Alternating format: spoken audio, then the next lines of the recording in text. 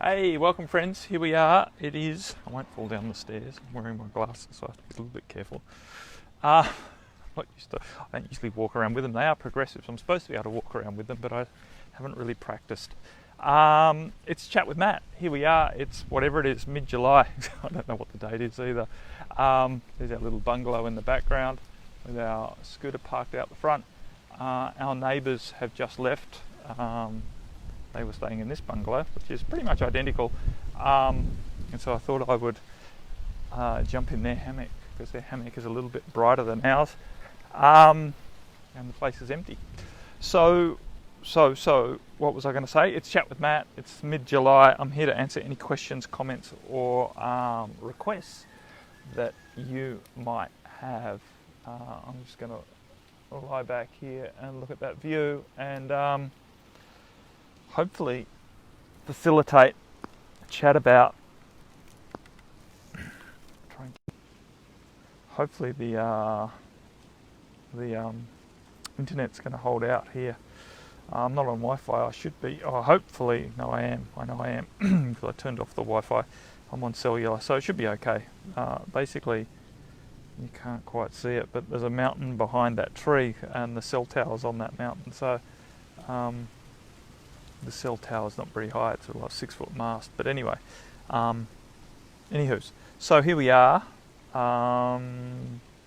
talking about whatever. I did have a comment written in, I had a couple of comments written in beforehand. Sister Barbara wrote in something about the poster that I put up, which was, what was the poster I put up? It was choosing to be content with knowing what you know rather than trying to know everything. I might have paraphrased that.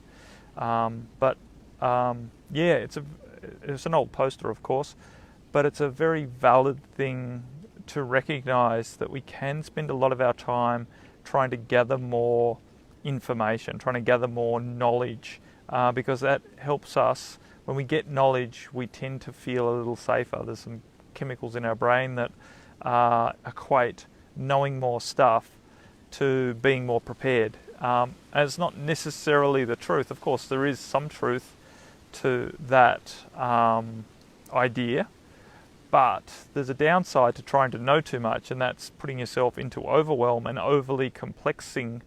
I'm not sure if that's the right way to say it, but I was going to say overly complexicizing. Hey, Sister Jane, overly complexicizing your life by gathering information and knowledge that you think will help you to make good decisions, and quite often it just confuses the issue, because the more information that you gather, the more likelihood that there's going to be significant contradictions in the information that you're holding, right, in the knowledge that you are collecting. Hey, Sister Christina, I should have brought a pillow with me. Maybe if I just lean back, but then I'm sort of looking out of my corner of my glasses. So, anywho, maybe if I adjusted myself, and I can see what's going to happen here. I'll fall out of the thing and make a real meal of it. Maybe if I sit up a little higher. There we go. I think that's going to work. And put the camera down a little lower. So I'm not straining my neck. It's a valid thing to be aware of when you find yourself, going down the rabbit hole, searching stuff, information on Google or whatever, or Brave browser or DuckDuckGo for those of us who are a little bit more skeptical about the benefits of Google itself. Put a little bit in there for us conspiracy theorists, talking about labels. It's beneficial to remember that sometimes you're not actually making it better. I'm not one to be blindly ignorant, to not want to know anything, to avoid all knowledge. That's not a smart way of being in the world, right? Knowledge does give us more options, and it definitely helps us to make decisions, but we just need to be a little bit discerning about how much we're trying to know, because if we allow ourselves to get too invested with trying to know more and more and more, we tend to make things more and more confusing. And then we have this real issue now where we're trying to work out which knowledge is correct, right? And how do we measure that? Because what the frig is correct anyway? Basically, it comes down to what knowledge benefits you. And the more that you can trust that you'll be led to knowledge, you'll be intuitively guided to knowledge, information that serves you, benefits you, the better off you'll be. Then you can be satisfied with what you find, and you don't need to keep going down the rabbit hole trying to get more information that collaborates the current information, and then you find information that goes against the information that you've got, and now you're trying to work out which information is correct, who's more valid, and it's just hard, right? It's just hard. So I tend to relax out of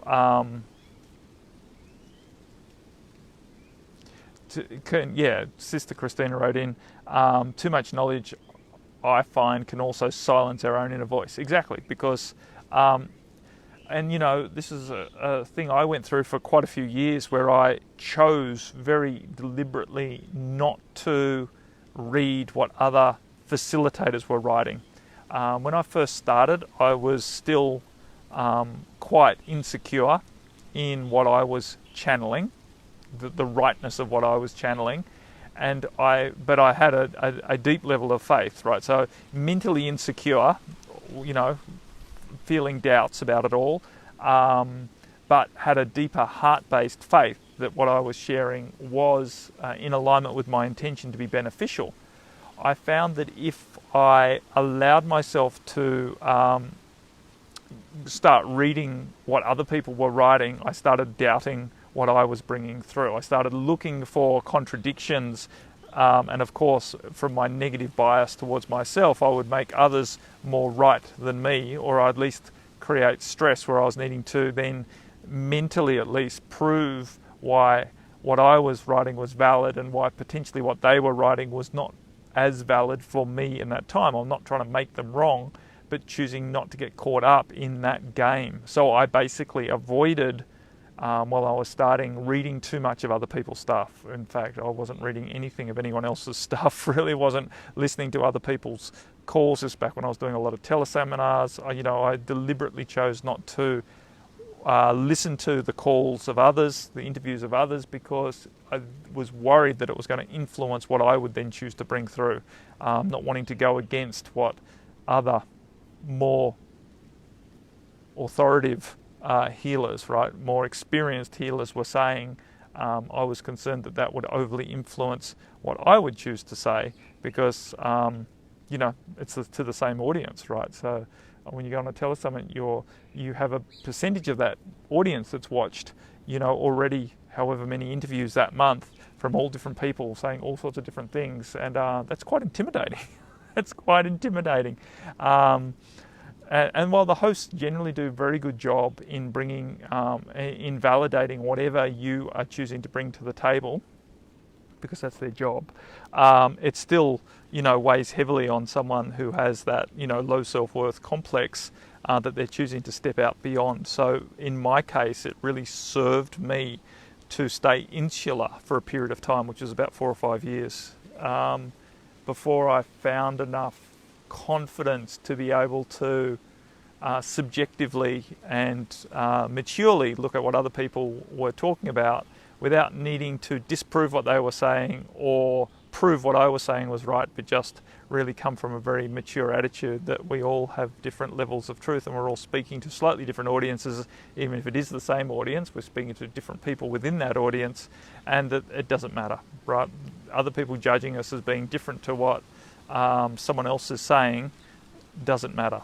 And of course, that takes time to develop that level of confidence. So there is a real validity in limiting what knowledge you are choosing to consume, right?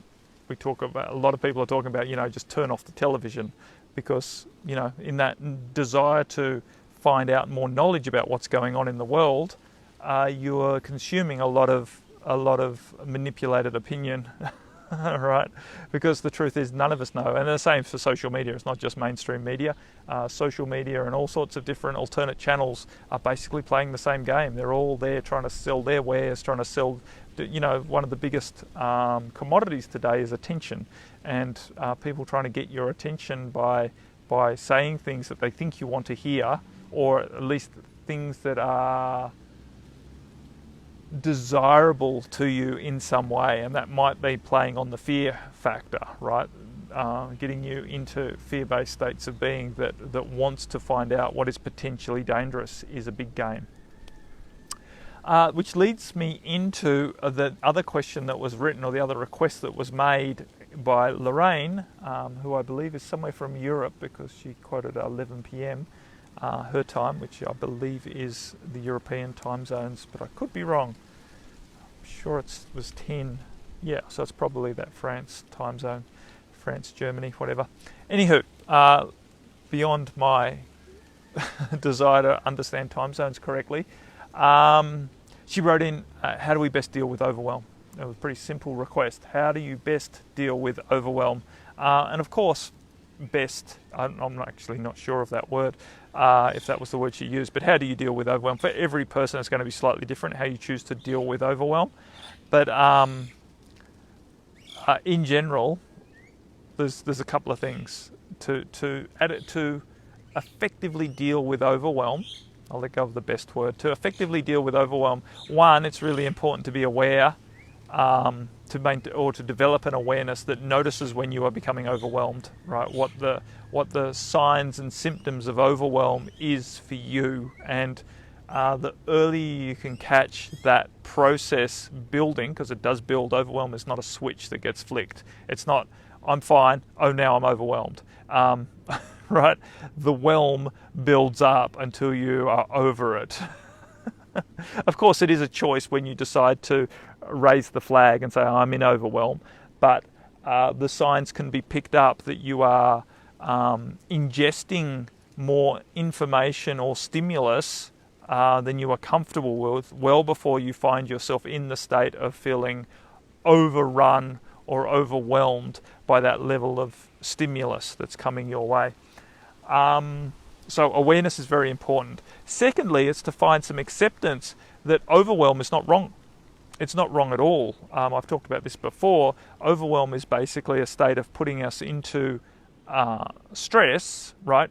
Having to deal with more than we're comfortably capable of dealing with, which leads to a building of strength within reason. Of course, we can get overwhelmed to the point where we completely melt down and break down and end up non-functional, right?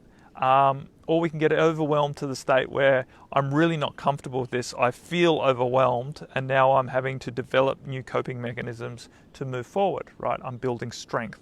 If we put it into a simple analogy, when you go to the gym and lift weights, right, to build your muscles, to gain strength and body size or toneness, or even to lose weight.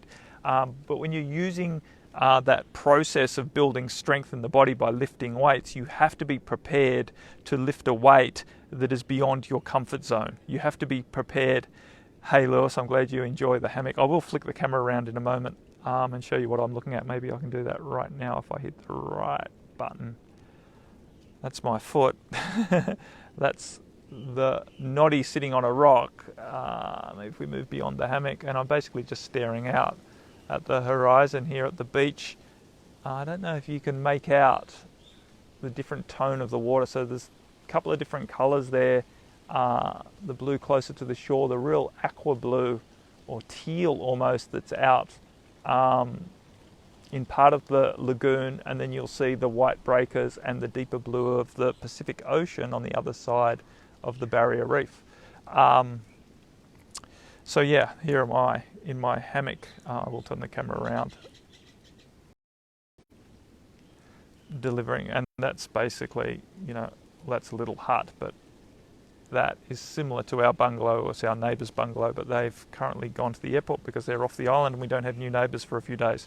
Anywho, so going to the gym, you have to be willing to overwhelm your muscles, to lift more than you're comfortably able to lift, to allow muscles to grow, right? To promote growth, you need to be willing to lift more than you're comfortably able to lift. You need to overwhelm those muscles.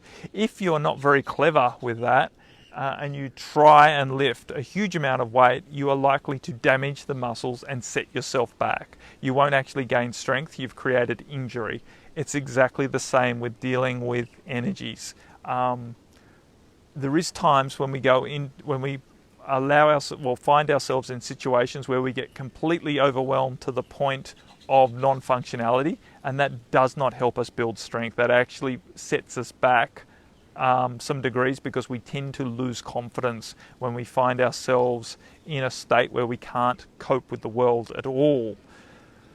So the game to dealing with overwhelm is to slowly and surely increase your ability to deal with whatever the stimuli is that has been creating your overwhelm. So if you get overwhelmed based on having to process a lot of intellectual information, as an example, then to overcome that propensity and the fear of being overwhelmed, you have to practice. You have to take yourself to and a little bit beyond your limit for how much intellectual information or whatever else you can process till you slowly but surely get better at it.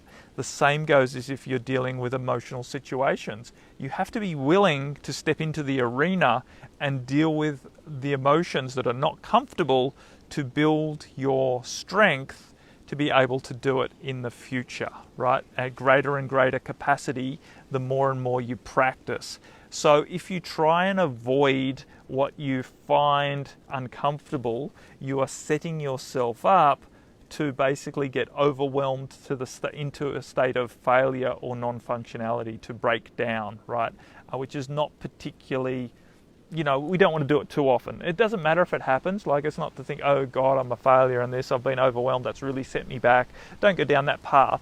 But, but also choose not to just keep throwing yourself in the fire thinking you're going to get stronger if you keep putting yourself in hospital in a mental breakdown. That's not the best way to, I know that sounds extreme, but basically, that's to illustrate the point. Don't take yourself that far into overwhelm, but be willing to step into the arena in conditions that you feel, at least you intend to be able to cope with to a degree, even if you can't cope well with it. Of course, a lot of people say they're overwhelmed and they can't cope with any more, and they actually can cope with quite a bit more, right? It's just their ego is very quick to raise the white flag and say, oh, that's enough, I can't cope with any more. And it may not be true. This is very, very common. I hear this a lot from people. Oh, I can't cope with any more, this is too much. And you say, well, really? I wouldn't tempt the universe by saying that, right? Because I know from my own experience that we can cope with a lot more than what we think we can. But also, being sensible, we don't need to push ourselves into that to prove it either. It's just like, be quietly confident in yourself. And while you might be needing to express the fact that you are in a state of discomfort, and you might want to call that overwhelm, choose not to get too contracted in the idea that I can't cope with this, I'm about to break down. But at the same time, be willing to take measures that are going to help you progress through that. So the next thing, I'm not doing a very good job of reading these comments. Lewis reminds me of my days in the Dutch islands of Saint Marate. So something, my Dutch is not very good, was such a beach bum. Yeah, it's good to be a beach bum. Christina wrote, this morning I was very close to being overwhelmed by the constant spite and meanness from my brother. I found the way, here we go, see more. Come on, little phone. Here we go. I found the way out for me was to come back to my own heart and put happiness first rather than trying to win any fight with my brother. Very, very sensible. So in giving up my plans, I actually found deeper happiness because I came back to me. Yeah, we used to say in the ashram, how do you make God laugh? Tell him your plans. It's very appropriate to be willing to give up your plans because really, man proposes, God disposes. Sometimes we have to. It's very, very sensible to be willing to adjust and adapt and accommodate with our plans to find our happiness, right? To maintain our happiness, and not to overwhelm ourselves, because this is very common, right? We get overwhelmed trying to be right, trying to prove ourselves, trying to prove a concept to ourselves, trying to prove our own self-worth, right? We overwhelm ourselves with these desires and these expectations about what we should be and what we should be able to achieve. A lot of the time our expectations are exaggerated, right? We're holding high expectations of ourselves and our ability to cope with various situations that doesn't really take into account the process that we're going through, which is one of being triggered into releasing these pains and traumas that we carry from the past. And if it's, familiar, as in with your family, then that can be very intense, right? And many of us do have a lot of history, deep history, past life history with members of our family that is going to take some time to work out, and we shouldn't, it's not beneficial to expect that we're capable of dealing with that gracefully and eloquently. It is very, very triggering stuff because it's very rich in its history. So, one of the ways of coping with overwhelm is to have realistic expectations of what you can cope with, so that you are not putting yourself in positions where you are choosing to put too much on your plate. We are always going to find ourselves with, stepping up to our limits and having more on our plate than we're comfortable with. The judgment of when that's too much is very case by case and day by day, moment to moment, right? Some days we're able to overwhelm ourselves with what we are taking on in a much more graceful way, in a much more beneficial way, in a much more expansive way than others. It could be to do with the astrology, it could be to do with your own cycle, it could be to do with, a build-up of history in various ways. Some days we can really go to town at the gym and lift a lot of heavy weights, and other days we're just there to recoup and to basically do some light exercise and to keep us moving and to allow ourselves to recover from some other days of heavy lifting. It's the same out there in the world. Some days we're able to tackle some very overwhelming subjects, and other days we are simply just not able to, based on our recent history or other influences that we don't understand. And you don't need to understand that. You just need to listen to the cues and be willing to act accordingly, right? I know you might have a plan that you're going to get through this by a certain amount of time, and you're going to heal your relationship with your brother, or at least come to some agreement or something. But again, we just have to be willing to take our time with that and to listen to the cues. I'm watching quite a big crab here. It's a mud crab. I'm going to flick it around and see if I can show you him. I'm going to have to zoom in significantly. Can you even zoom on a live stream? Oh, maybe you can't zoom. I don't know if you can see him down there. He's just under that tree. You probably can. He's not very big in the scheme of this camera. But anyway, I will come back. Momentary distraction. He's not as big as the ones up on the track, but he's reasonably big to see out walking in daylight on the beach. So coping mechanisms when you feel that overwhelmed. So I said at the start, right? 1 is to be aware, 2 is to find acceptance, 3 is to hold intention that you're going to keep progressing into more and more empowered states that you can deal with more and more, basically to exercise your ability to deal with the whelm before it overs you, right? To slowly increase your ability to deal with more and more stimuli, whether it be energetic, emotional, mental, or even physical in the terms of lifting weights, as an example. So, awareness, acceptance, and your intention to keep improving is very important. With the awareness comes your opportunity to take first aid measures when you realize that you are approaching a state that is beyond your ability to cope with in a functional way, right? So you notice your stress hormones are starting to pick up. You notice, that you're starting to, exhibit the signs that overwhelm is approach. then it's time to take first aid measures. One is to remove yourself as best you can from what is triggering you, right? And that, we can do to greater or lesser degrees depending on the situation. So that's the first obvious one to take, right? If you're getting overwhelmed with the amount of stimulation, then reduce the amount of stimulation you're trying to cope with, right? Turn off unnecessary inputs in your life. Remove yourself from situations that are perpetuating this increase in stress levels based on too much of something coming in. Second is to do practices that reduce your stress response. So deep breathing with breath retention, deep breathing to ratios that promote the exhalation above the inhalation. So like breathing in for 3, holding for 3, breathing out for 6, or whatever your count might be. Obviously, don't try and do more than you are capable of. It's no good trying to do the most advanced breathing. You can zoom. I remember a close-up of your chin. Thank you, Christina.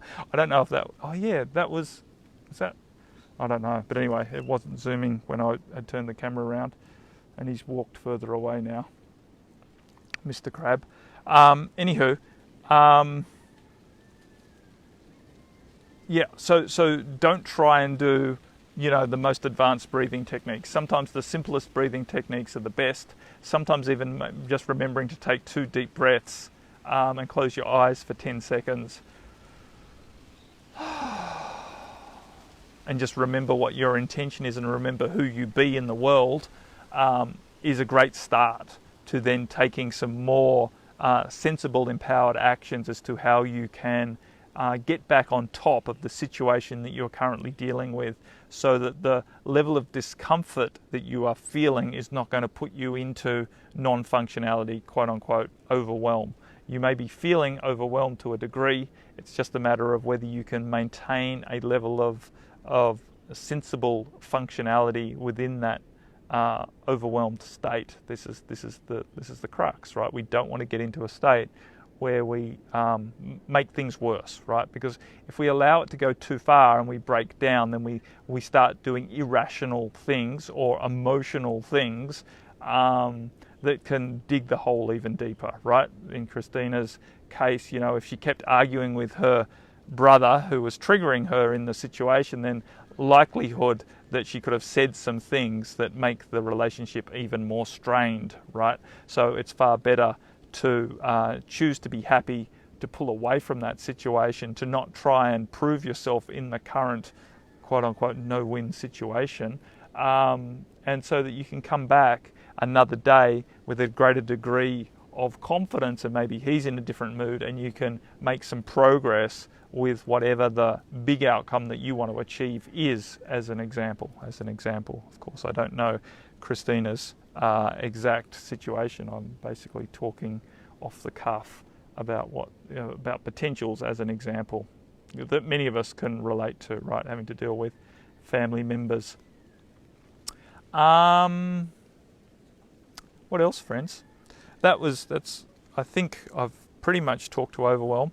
And doing other practices such as daily meditation, using your other spiritual practices, which might be a creative practice of doing colouring or drawing mandalas or singing or movement, dance, yoga, more cardiovascular exercise. Going to the gym is a good way of dealing with mental and emotional overwhelm, right? Doing physical activity, exerting yourself helps to release the stress response, and other forms of distraction, spending time in a hammock.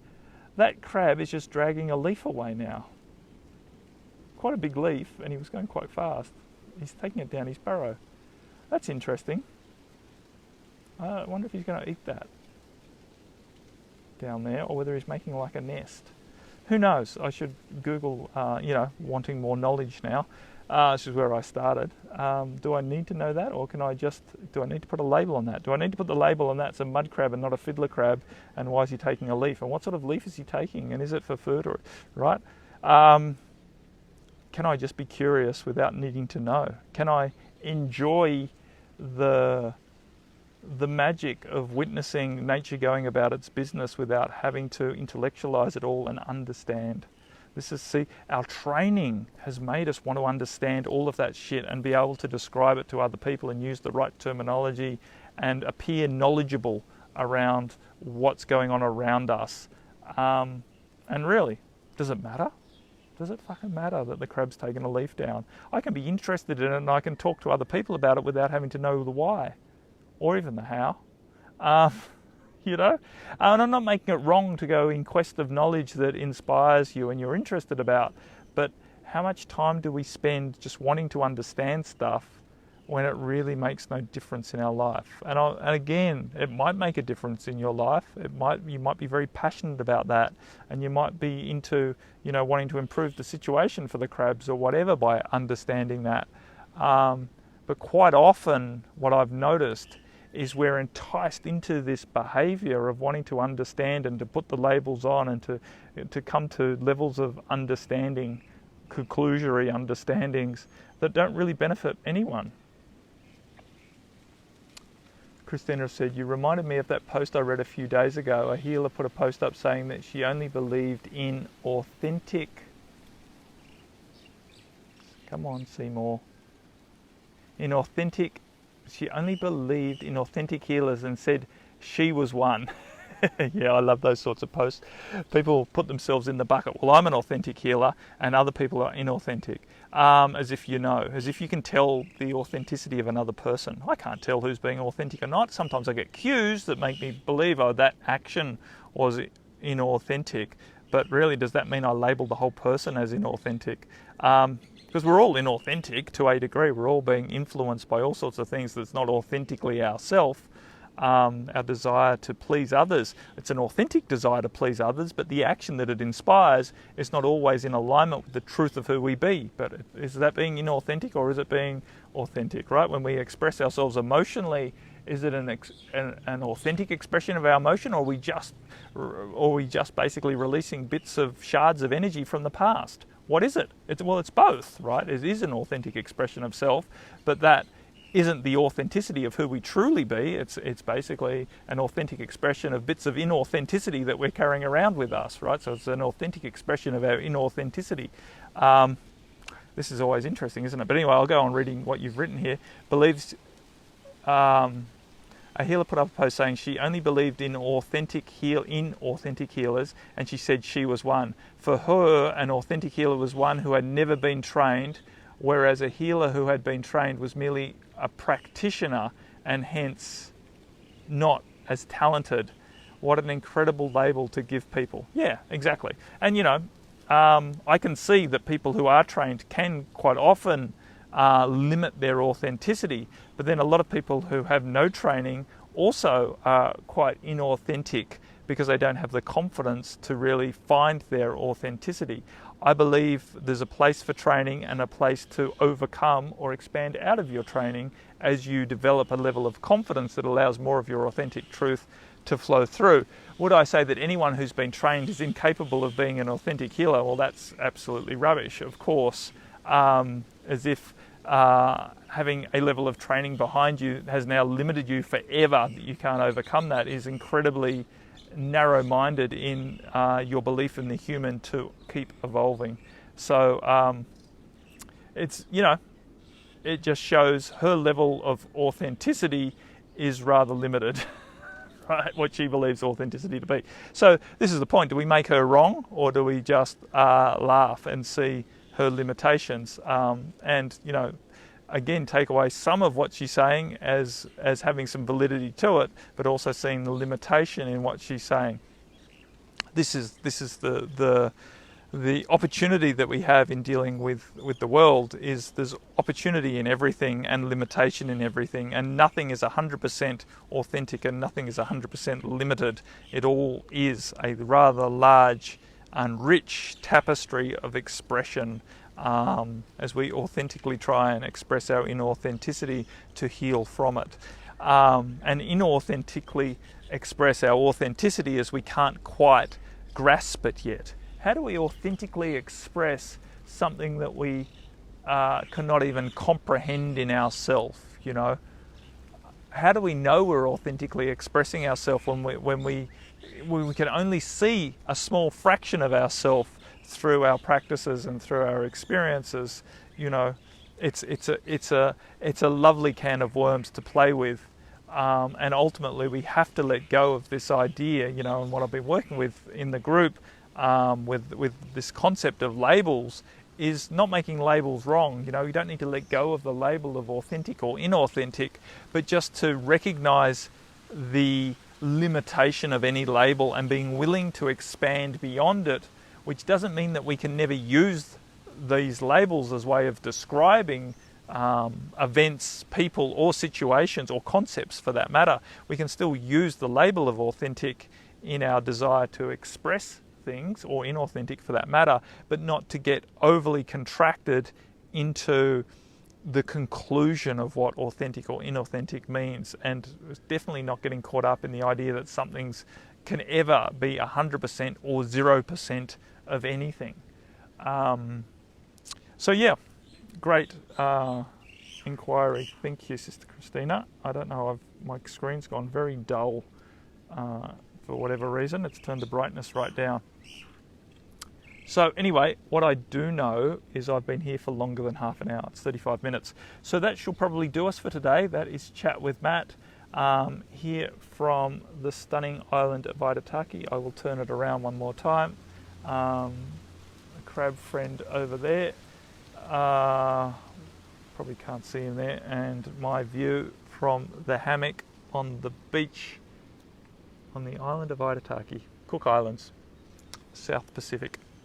Much love to you, my friends. Bye for now. I will speak to you again next week, if not before, in some other forum. Enjoy, relax and enjoy. Much love. Bye.